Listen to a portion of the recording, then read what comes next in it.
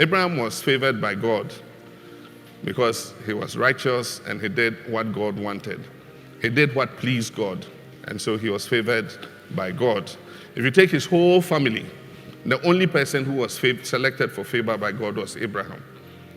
And so God can select you for favor.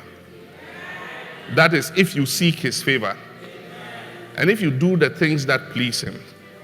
There are many others in the Bible I can give you. Isaac was blessed. Isaac was favored by God, so that even when there was famine and there was drought, and Isaac planted his seed, he harvested 100-fold.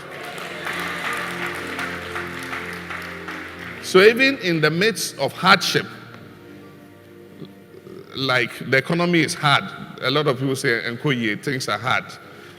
If you seek the favor of God, you will reap 100-fold, even in the midst of hardship. You remember the story of Jacob and Esau? God favored Jacob, and eventually Jacob got the blessings of his father. And Jacob prospered and became a very rich man, very wealthy. Remember the story of Joseph. Joseph was sold into bondage by his brothers. And God has a purpose for everything. You think that it was a calamity that had befallen Joseph, because to be sold by your brothers to slave traders, not knowing where they are taking you, Joseph must have felt very betrayed and very sad that his brothers would do that to him. But God had a plan. And so the slave traders took him to Egypt. And if you remember, they put him in Potiphar's house. And then he had a problem and he was put in prison.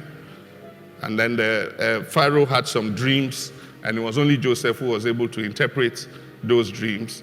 And so Pharaoh brought him and made him his chief minister. And eventually, it was him who saved his brothers who had sold him into slavery. Because his brothers, there was a famine, and they had no food, and they said, "Let's go to Egypt and look for food." And when they went, their brother was the chief minister, and he gave them food to take back to his father. So that is God's favor. And when it's manifesting, it will manifest in different ways. Initially, you think God has done something to you. You ask yourself, "God, but why are you putting me through this? Why are you doing this to me?" But in the end, when you have hindsight, you see that God was preparing you to manifest the favor that he had placed in you. Amen.